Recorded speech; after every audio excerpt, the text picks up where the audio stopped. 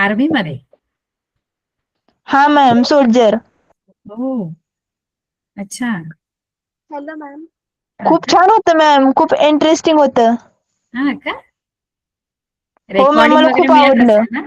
Recording हा ma'am. म्हणजे आम्हाला पण ऐकायला पाहिजे ना, आम्हाला पण माहिती मिळणार आहे कसं असतं काय. काय असतं ते 12वी नंतर काय एक्झाम असते का त्यांची? Yes ma'am.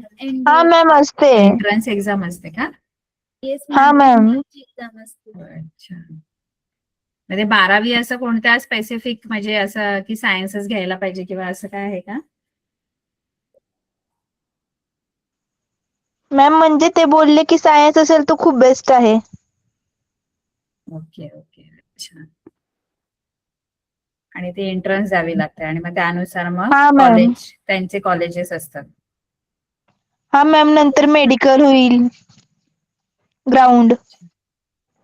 ते पण असतं आणि मग तुमचं हा सिलेक्शन. मॅम. एंट्रन्स हा नंतर मग मॅम. ते मेडिकल, मग ग्राउंडचं हे. इंटरव्ह्यू पण असेल. त्यानंतर तुम्ही त्यांची अकॅडमीज असते ना, अकॅडमी असतील वेगवेगळ्या. येस मॅम, त्यांचीच अकॅडमी असते. चांगलं आहे. मग तुम्ही डायरेक्ट आर्मी म्हणजे नेव्ही कशामध्ये जाऊ शकता? म्हणजे वेगवेगळे कोर्सेस असतील त्यांचे. आर्मीचे वेगळे असतील ना, नेव्हीचे वेगळे असं असेल. आर्मी, नेव्ही, एअरफोर्स बघायला पाहिजे. ठीक आहे, आपण कुठे होतो?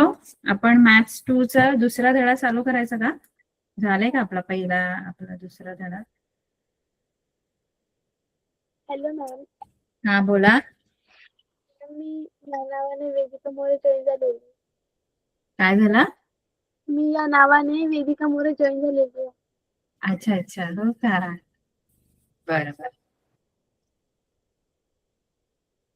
चालेल. आपण मॅथ्स 2 सुरू करायचं, पायथागोरस. Okay ma'am. तर इथे पायथागोरसचं आपण प्रमेय असं आपल्या दुसऱ्या धड्याचं नाव आहे. ठीक आहे, पायथागोरसचे प्रमेय. स्क्रीन शेअर करते.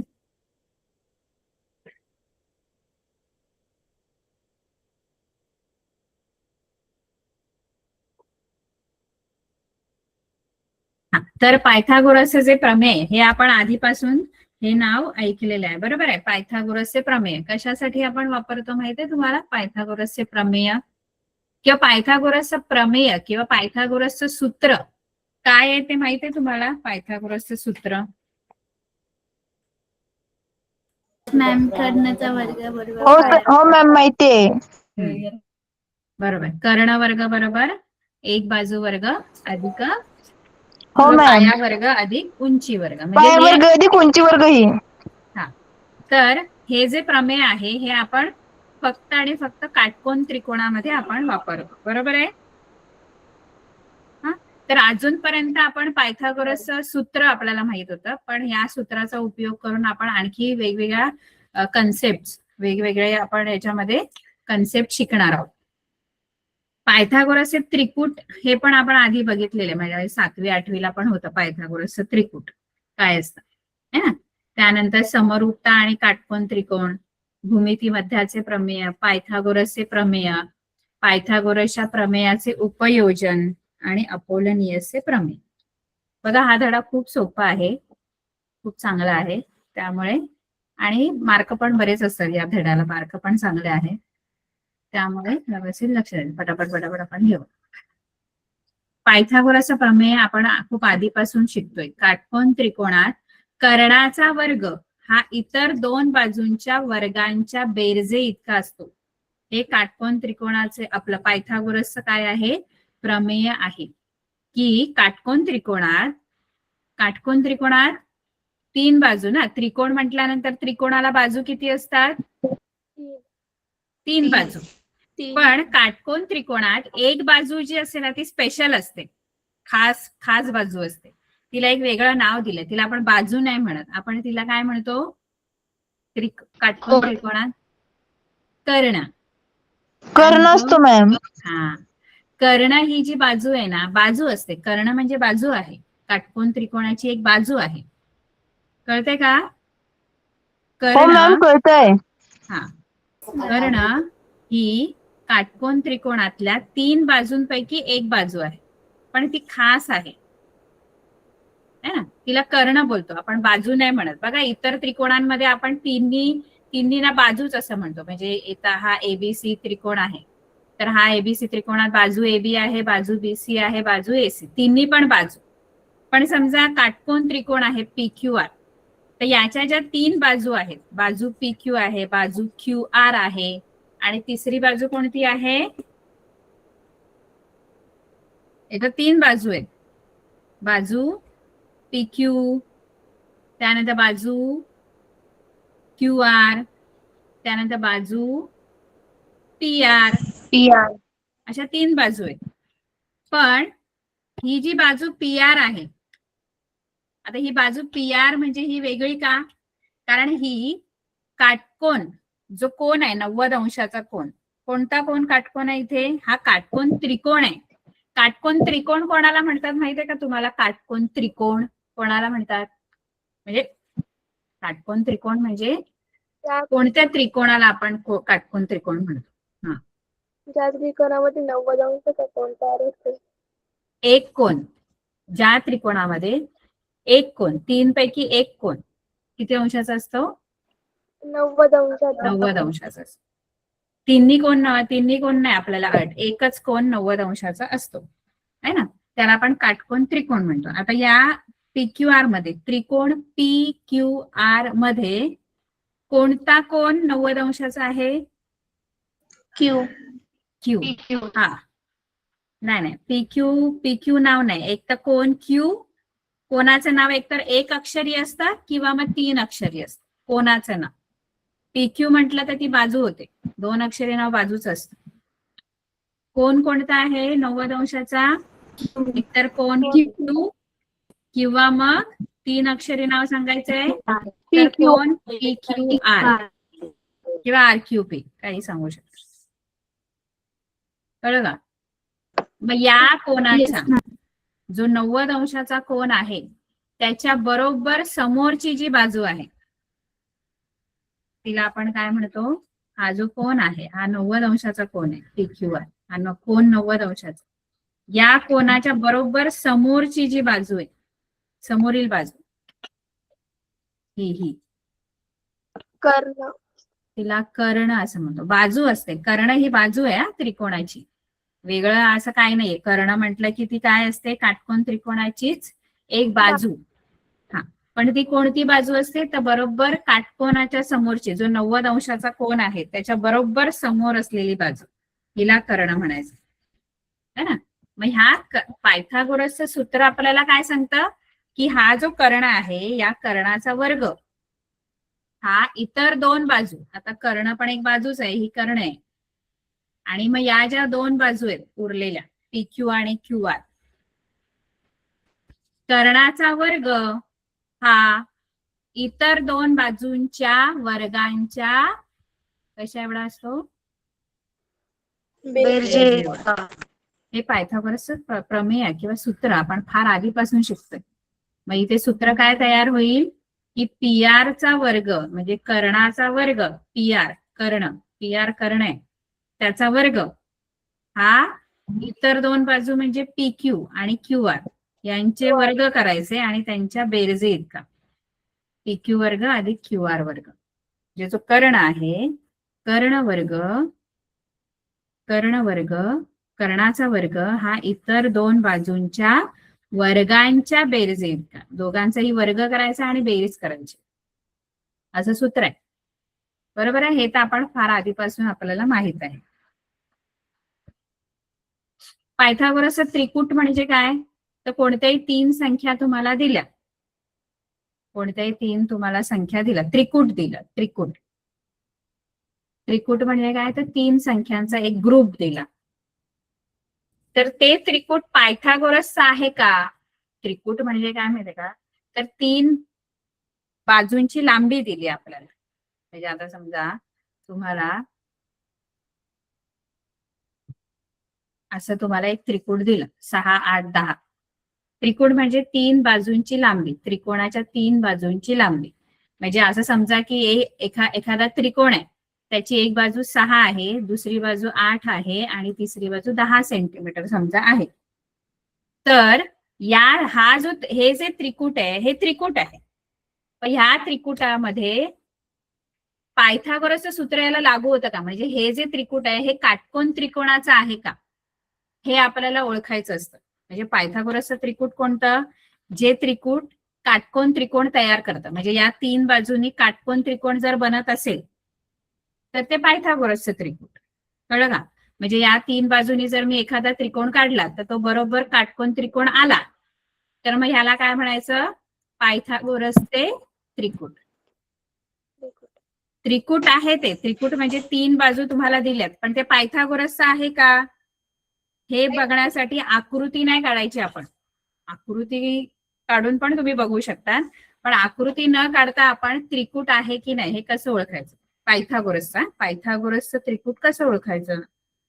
पायथागोरसचं त्रिकूट म्हणजे या 3 बाजूंनी काटकोन त्रिकोण बनतो का, हे कसं ओळखायचं? कारण काटकोन त्रिकोणातच पायथागोरसचं सूत्र लागू होतं. मग त्याच्यासाठी काय करायचं? याच्यामध्ये तुम्हाला ओळखता येतं पायथागोरसचं त्रिकूट आहे की नाही.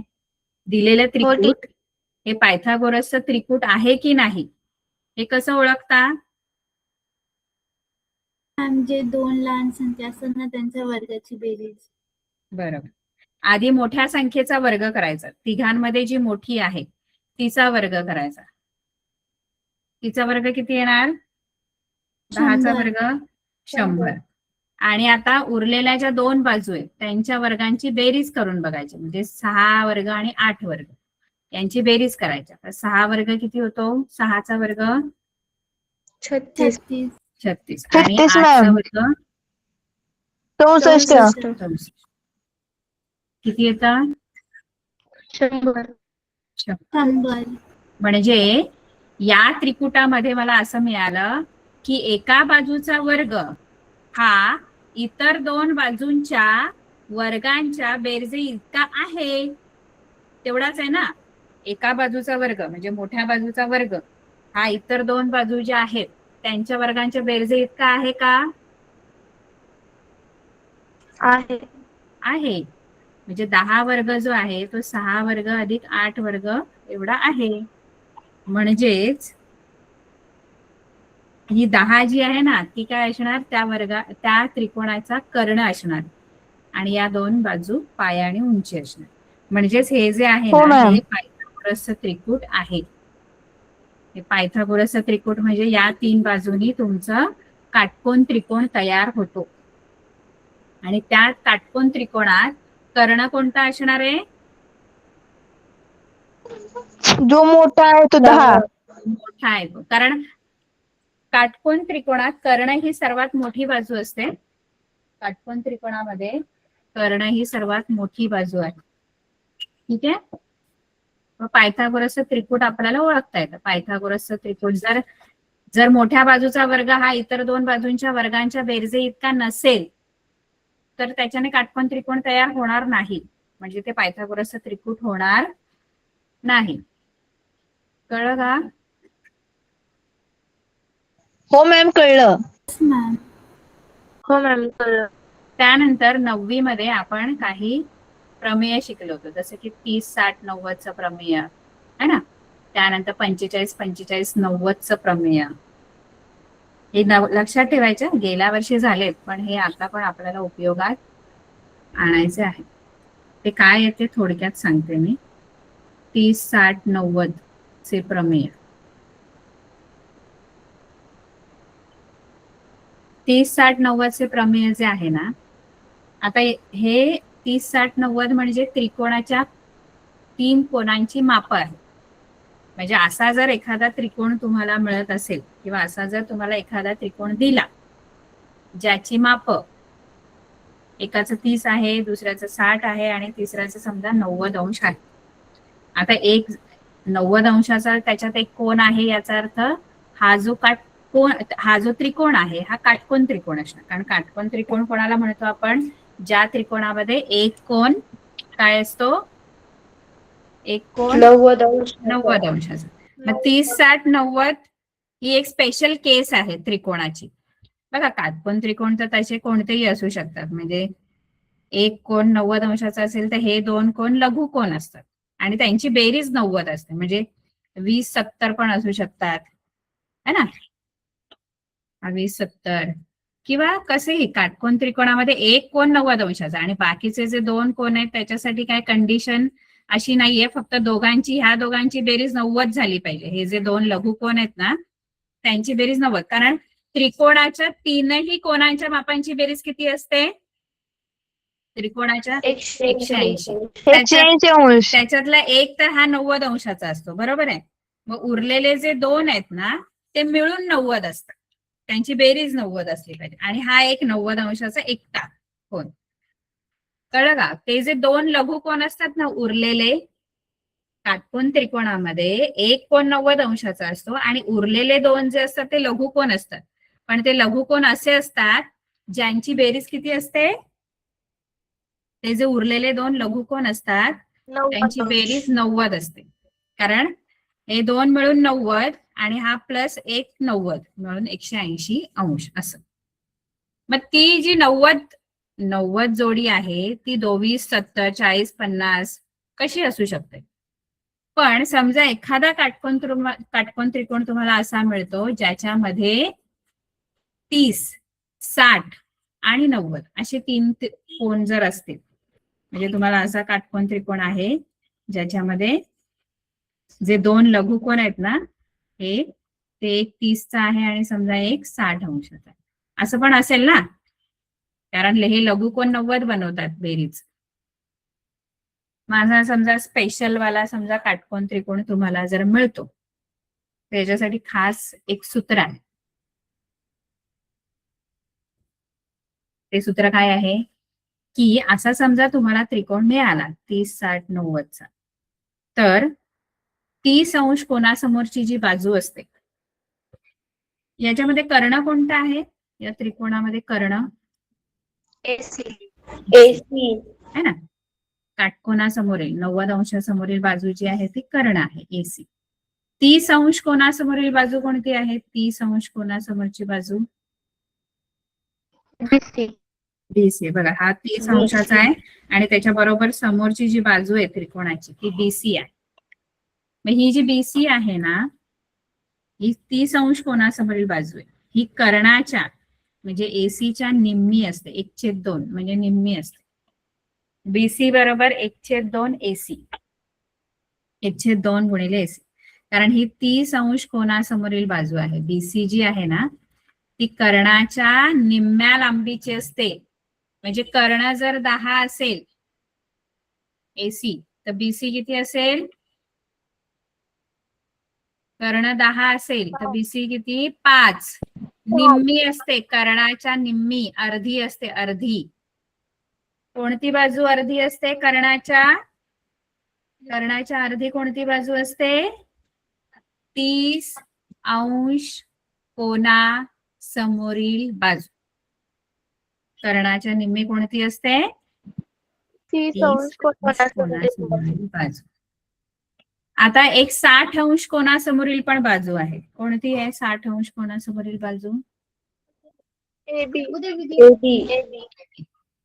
आणि एबी जी आहे ना 60 अंश कोणासमोरील बाजू ही कर्णाच्या म्हणजे एसीच्या वर्गमुळात 3/2 पट असते.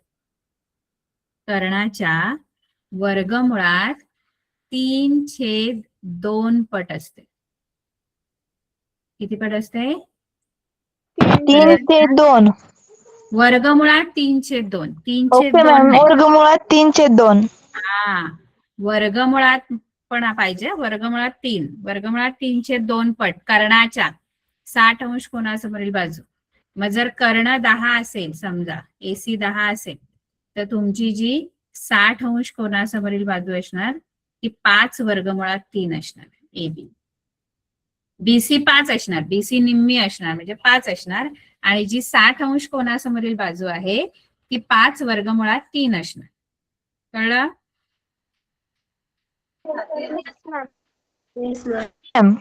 हो मॅम. नेहमी हे प्रमेय लक्षात ठेवायचं 30, 60, 90चं प्रमेय, की असा काटकोन त्रिकोण तुम्हाला एखादा मिळाला ज्याच्यामध्ये कोणांची माप 30, 60 आणि 90 जर आहेत, तर 30 अंश कोणासमोरील बाजू ही कर्णाच्या निम्म्या लांबीची असते आणि 60 अंश कोणासमोरील बाजू ही कर्णाच्या वर्गमुळात 3/2 पट असते. म्हणजे वर्गमुळात 3/2 गुणिले कर्ण करायचं. कळलं? 30, 60, 90. हो मॅम कळालं. त्यानंतर आणखी एक स्पेशल तुम्हाला केस आहे काटकोन त्रिकोणाची, जी आहे 45, 45, 90. 45, 45, 90. पुन्हा असा समजा काटकोन त्रिकोण आहे ज्याच्यामध्ये एक कोण 90 आहे, पण उरलेले जे दोन कोण आहेत ना, लघु कोण, ते दोन्ही पण सारख्या मापाचे आहेत, 45 आणि 45. असा समजा त्रिकोण मिळाला ज्याच्यामध्ये तीन कोणांची माप 45, 45 आणि 90 अशी आहेत. कळते का? हो मॅम. याच्यात कर्ण कोणता आहे? PR. तर इथे एक बघा, हा जो त्रिकोण आहे ना 45, 45, 90चा, हा त्रिकोण आहे ना, हा समद्विभुज त्रिकोण होणार. का माहितीये का? समद्विभुज म्हणजे काय? त्याच्या दोन बाजू सारख्या आणि एक बाजू वेगळी असते. समद्विभुज म्हणजे असा त्रिकोण ज्या त्रिकोणामध्ये दोन बाजू सारख्या असतात. मग याच्यामध्ये हा समद्विभुज का होतो बरं? कारण तुम्ही जर एक त्रिकोणाचा एक गुणधर्म आहे की जर त्रिकोणामध्ये दोन कोण सारखे असतील ना, दोन कोण सारख्या मापाचे असतील ना, तर एकरूप कोणासमोरील बाजू पण एकरूप असतात. म्हणजे त्रिकोणामध्ये, कोणत्याही त्रिकोणामध्ये एकरूप कोण असतील ना, तर त्या एकरूप कोणासमोरील काय कोण एकरूप असतील, तर त्या कोणांसमोरील बाजू पण कशा असतात? एकरूप असतात. म्हणजे आता हे दोन्ही कोण एकरूप आहेत. कोण P पण 45 आहे, कोण R पण 45 आहे. म्हणजे दोन्ही कोण एकरूप आहेत. मग त्या एकरूप कोणासमोरील बाजू कोणत्या आहेत? PQ एकरूप QR. हा, म्हणजे PQ आणि QR या दोन्ही ज्या बाजू आहेत त्या दोन्ही सारख्या असणार, PQ आणि QR. आणि म्हणून हा जो आहे ना, हा समद्विभुज काटकोन त्रिकोण आहे. काय म्हणायचं याला? काटकोन त्रिकोण तर आधीच आहे. समद्विभुज त्रिकोण. हा, समद्विभुज काटकोन त्रिकोण. काटकोन त्रिकोण तो ऑलरेडी आहे, पण मग समद्विभुज का? कारण दोन कोण 45, 45 आहे, म्हणून दोन बाजू पण सारख्या. नाही कळलं का? कोण एकरूप, तर कोणासमोरील बाजू पण एकरूप असतात. बरोबर ना? हो मॅम. हो मॅम. आणि या दोन्ही बाजू आहेत ना, एकरूप बाजू, यांचं माप आपल्याला कर्ण PR आहे, कर्णाच्या 1/2 पट असतं. या दोन्ही बाजू समान असतात आणि या दोन्ही बाजू कर्णाच्या किती पट असतात? कर्णाच्या 1/2 पट. बरोबर, 1/2 पट असतात. ठीक आहे. Yes ma'am. Yes ma'am. तर इथे आता एकच लक्षात ठेवायचं, 1/2 पट, कारण दोन्ही बाजू समान आहेत. 30, 60, 90 मध्ये वेगवेगळ्या. 30 अंश कोणासमोरील बाजू कर्णाच्या निम्मी असते आणि 60 अंश कोणासमोरील बाजू कर्णाच्या वर्गमुळात 3/2 पट असते. ठीक आहे. Yes ma'am.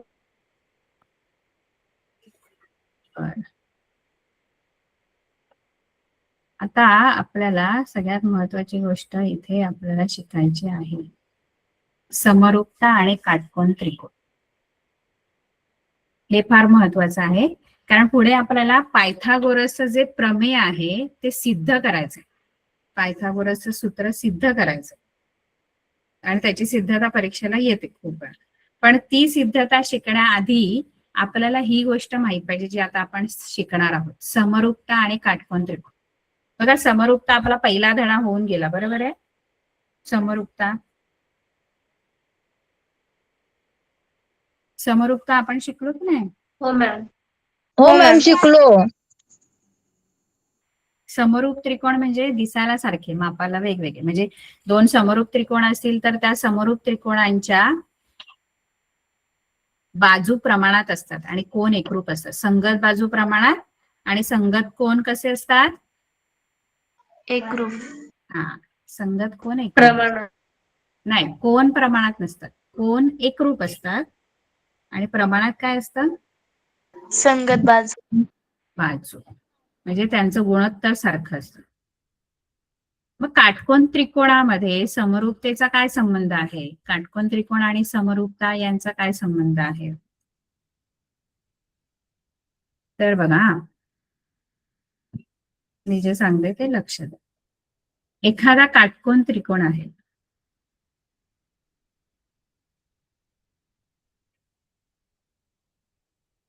काटकोन त्रिकोण.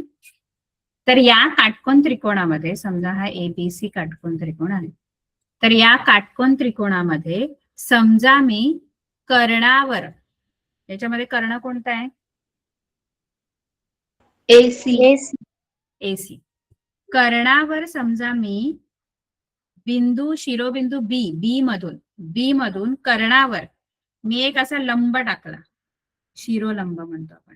लंब म्हणजे जो त्या बाजूवर जाऊन सरळ जातो, 90 अंशाचा असा लंब. म्हणजे आता समजा ही बाजू अशी एखादी रेषा असेल, तर हिला लंब, समजा या बिंदूतून लंब काढायचा म्हणजे असं सरळ 90 अंशाचा कोन करणाऱ्या अशी एक रेषा काढायची. त्याला शिरोलंब बोलतात. तसंच मी एसी म्हणजे कर्ण आहे तो, त्या कर्णावर मी काय टाकला? शिरोबिंदू बी मधून हा, बी जो हा शिरोबिंदू आहे किंवा जिथे काटकोन तयार होतो तिथून मी या एसी वर लंब टाकलेले. काय टाकला? लंब म्हणजे तो 90 अंशाचा जाऊन तिथे कोन तयार करणार. आता सरळ येतो की नाही, त्याला लंब म्हणतात.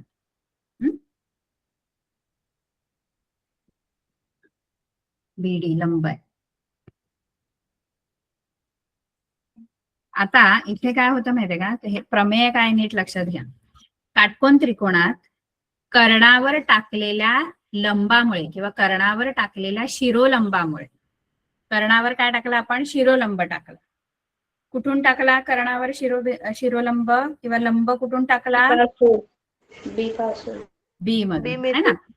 तर या शिरोलंबामुळे जे दोन त्रिकोण तयार झाले बघा, छोटे छोटे काटकोन त्रिकोणच आहेत ते पण, कारण इथले 90 दोन्ही कोण 90 अंशाचे होणार.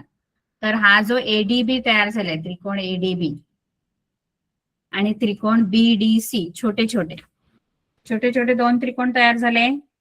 एक त्रिकोण, हा बघा हा त्रिकोण आहे, हा दिसतो, हा एक त्रिकोण तयार झाला आणि एक दुसरा त्रिकोण. हा बरोबर आहे. दोन त्रिकोण तयार झाले त्या शिरोलंबामुळे. तर या शिरोलंबामुळे जे दोन त्रिकोण तयार होतात ना, ते परस्परांशी म्हणजे एकमेकांशी आणि मूळ काटकोन त्रिकोणाशी, मूळ काटकोन त्रिकोण कोणता आहे? मोठा वाला जो ओरिजिनल काटकोन त्रिकोण आपला होता, त्याचं नाव काय आहे?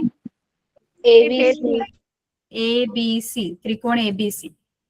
म्हणजे हे जे तीन त्रिकोण आहेत ना, हे तिन्ही त्रिकोण एकमेकांशी काय असतात माहिती आहे? समरूप. म्हणजे हो मॅम समरूप असतात. त्रिकोण एडीबी, त्रिकोण बीडीसी आणि त्रिकोण एबीसी, हे तीनही त्रिकोण एकमेकांशी काय असतात? समरूप असतात. हा, हे लक्षात ठेवायचं. हे तुम्हाला सिद्ध करायला नाहीये, पण ते समरूप असतात एवढं लक्षात ठेवायचं.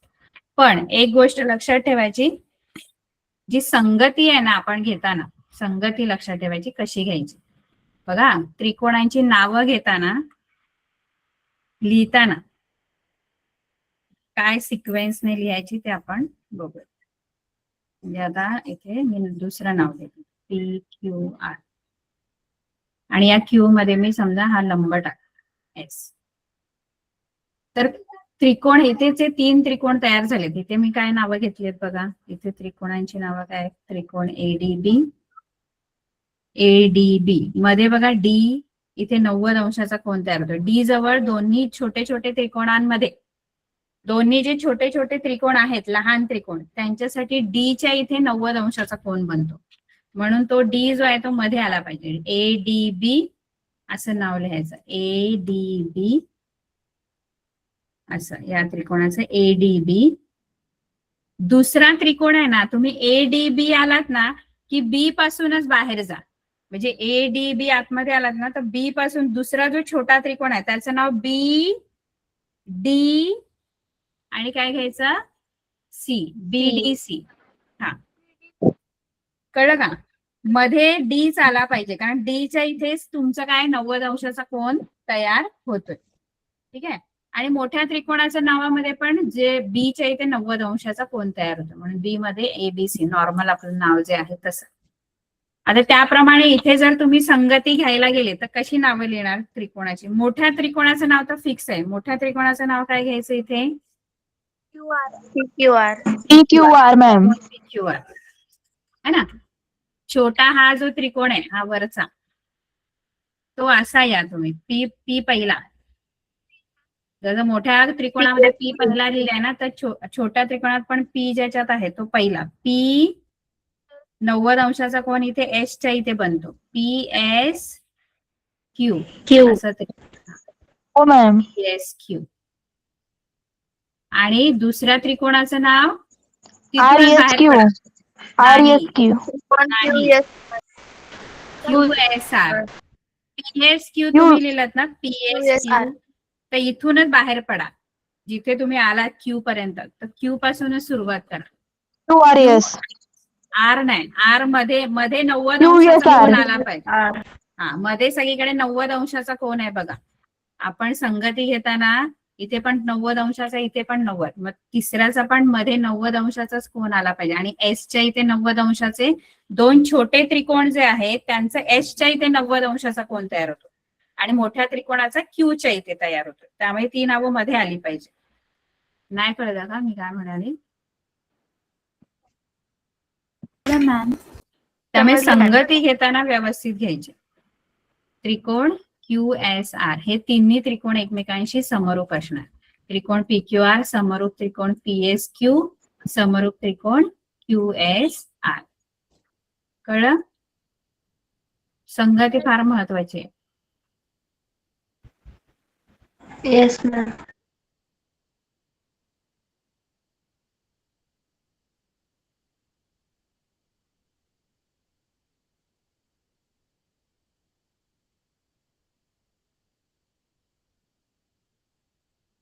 हा 90 अंशाचा कोन. एम मधून समजा याच्यावर शिरोलंब टाकला तर कोणते 3 त्रिकोण तुम्ही घेणार नाव? LMN, त्रिकोण LSM, LMN, त्रिकोण LSM. आणि S. त्रिकोण MSN. ठीक आहे. हे 3 त्रिकोण एकमेकांशी समरूप असणार. संगती नीट लक्षात घ्या. मोठ्या त्रिकोणाचं नाव तुम्ही LM, L पासून सुरू केलं,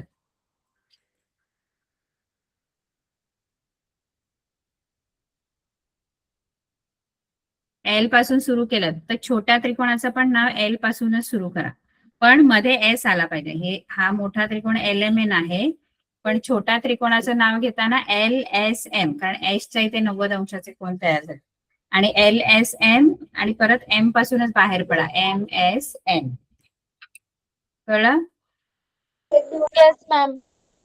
येस मॅम.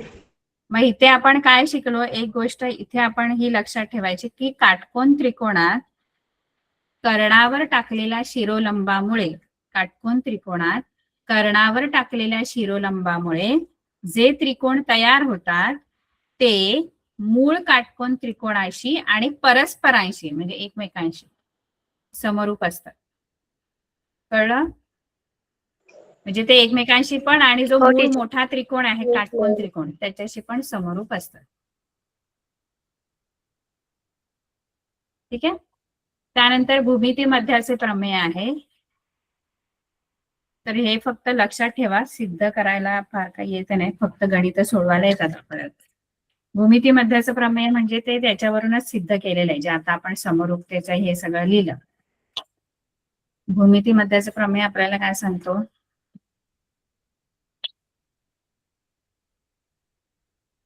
भूमिती मध्याचे प्रमेय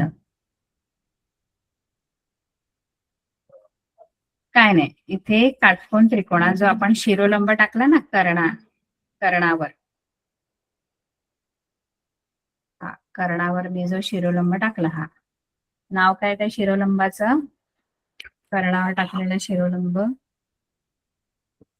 डी नाही, शिरोलंब 2 अक्षरी नाव आहे, बीडी बी पासून बीडी बीडी. तो शिरोलंब आहे आणि त्या शिरोलंबालाच आपण भूमिती मध्य सुद्धा म्हणतो. जो कर्णावर आपण शिरोलंब टाकतो ना त्यालाच भूमिती मध्य असं म्हणतात. ठीक आहे, तर भूमिती मध्याचं प्रमेय आपल्याला काय सांगतं माहितीये का?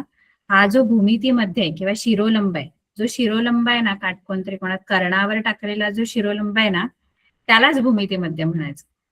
मग ते भूमिती मध्याचं प्रमेय काय की तो जो शिरोलंब आहे किंवा तो जो भूमिती मध्य आहे त्याचा वर्ग हा त्या भूमिती मध्यामुळे किंवा त्या शिरोलंबामुळे कर्णाचे जे 2 तुकडे झाले, कर्णाचे 2 तुकडे झाले बघा त्या शिरोलंबामुळे. कोणते 2 तुकडे झाले कर्णाचे? एडी आणि डीसी. नाही, एडी, हा बरोबर, एडी आणि डीसी. मग एडी आणि डीसीच्या गुणाकारा एवढा असतो, म्हणजे त्या भूमिती मध्याचा वर्ग किंवा त्या शिरोलंबाचा वर्ग हा कर्णाचे जे 2 भाग झाले एडी आणि डीसी यांच्या गुणाकारा एवढा त्याचा वर्ग असतो, भूमिती मध्याचा वर्ग. कळलं का? Yes ma'am. तर इथे काय, इथे पण इथे सगळीकडे आपण इथे काय सूत्र तयार होईल या आकृतीमध्ये? इथे पण शिरोलंबच टाकला आपण काटकोन त्रिकोण. याच्यात भूमिती मध्य कोणतं आहे? मम्मी या आकृतीमध्ये का?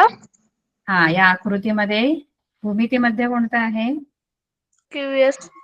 क्यूएस. Ma'am QS. QS. मग सूत्र कसं बनेल? क्यूएस वर्ग बरोबर पीएस गुणिले एसआर. बरोबर, QS वर्ग बरोबर PS गुणिले SR. याच्यामध्ये काय बनेल सूत्र? एमएस वर्ग गुणिले एलएस गुणिले. हा बरोबर, MS आहे ना तुमचं हे भूमिती मध्य है ना, तर MS वर्ग बरोबर कर्ण LN आहे, LN चे 2 तुकडे LS आणि SN असे झाले. ठीक आहे, यस मॅम. कळलं? असं हे भूमिती मध्याचं हो मॅम. आहे. Yes ma'am. तर हे लक्षात ठेवायचं, भूमिती मध्याचे प्रमेय, नंतर काटकोन त्रिकोणांची समरूपता. काटकोन त्रिकोणांची समरूपता म्हणजे हे 3 त्रिकोण समरूप असतात, ते 2 छोटे आणि 1 मोठा, हे तिन्ही त्रिकोण एकमेकांशी समरूप असतात. भूमिती मध्याचं प्रमेय आपल्याला काय सांगतंय? काटकोन त्रिकोणात कर्णावर काढलेला शिरोलंब, त्या शिरोलंबामुळे होणाऱ्या कर्णाच्या 2 भागांचा तो भूमिती मध्य असतो. म्हणजे काय की त्याचा वर्ग जो आहे तो त्या 2 भागांच्या गुणाकारा एवढा असतो. ठीक आहे, आता आपलं मेन जे थिअरम आहे ते आलेलं आहे. त्याच्या आधी आपण ही गणितं थोडी बघूया. थिअरम मी तुम्हाला पुढच्या वेळेला शिकवेन. खूप सोपं आहे. काटकोन त्रिकोणांची समरूपता आली की तुम्हाला हे पहिलं सोडवाल तुम्ही, पायथागोरसचं त्रिकूट आहे की नाही ते ओळखायचं. मोठ्या बाजूचा वर्ग करून बघायचा. ठीक आहे, आता दुसऱ्या आकृतीमध्ये हा त्रिकोण दिलेला आहे MNP आणि NQ जो आहे, हा बोला.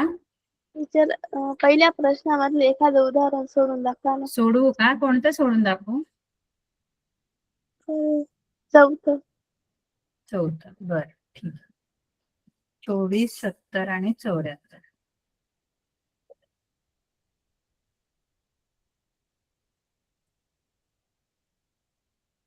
हे त्रिकूट आहे की नाही आपल्याला ओळखायचं. तर आधी काय करायचं, आपण या तिघांमध्ये जी मोठी बाजू आहे किंवा मोठी जी संख्या आहे तिचा वर्ग करायचा, म्हणजे 74चा वर्ग वेगळा करायचा.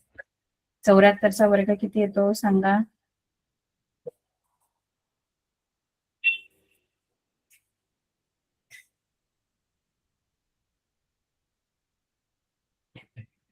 हा एवढा येतो का?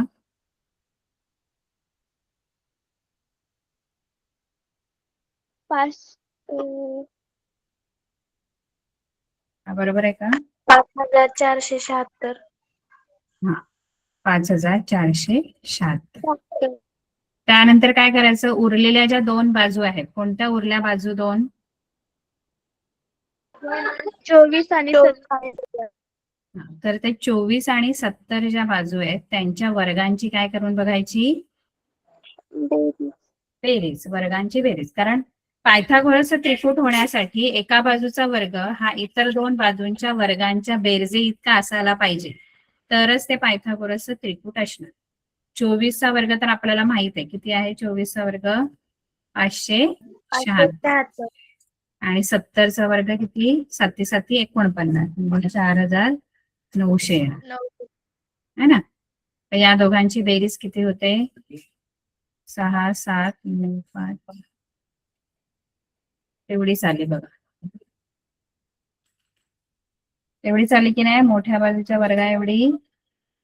हो मॅम, हे पायथागोरसचे त्रिकूट आहे. हा, मग इथे खाली काय लिहायचं की 74चा वर्ग बरोबर 24 वर्ग अधिक 70 वर्ग.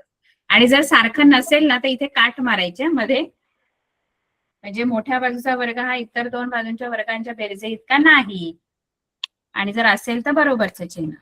आता बरोबर दोन्ही सारखे आहेत म्हटल्यानंतर बरोबरचं चिन्ह. कळतं का? Yes ma'am. आणि म्हणून त्याच्या 3 संख्या आहेत 24 70 74. हे पायथागोरसचे त्रिकूट आहे.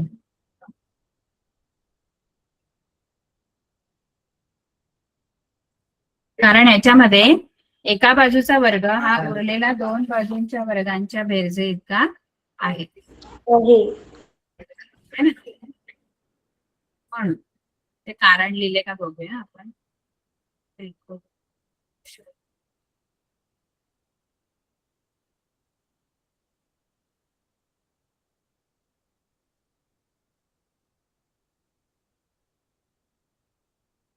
हे बघा, हे लिहायचंय. मोठ्या संख्येचा वर्ग हा इतर दोन संख्यांच्या वर्गांच्या बेरजे इतका आहे आणि म्हणून हे पायथागोरसचे त्रिकूट आहे. हे लिहायचं.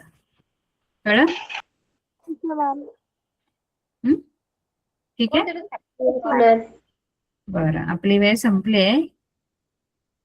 हे गणित सोडवा. बाकी आपण प्रमेय जे आहे पायथागोरसचं ते आपण पुढच्या वेळेला बघू. ठीक आहे. Yes okay ma'am. Ma'am, thank you. Okay, bye. Good night. नाही. Good night. Bye ma'am. Bye.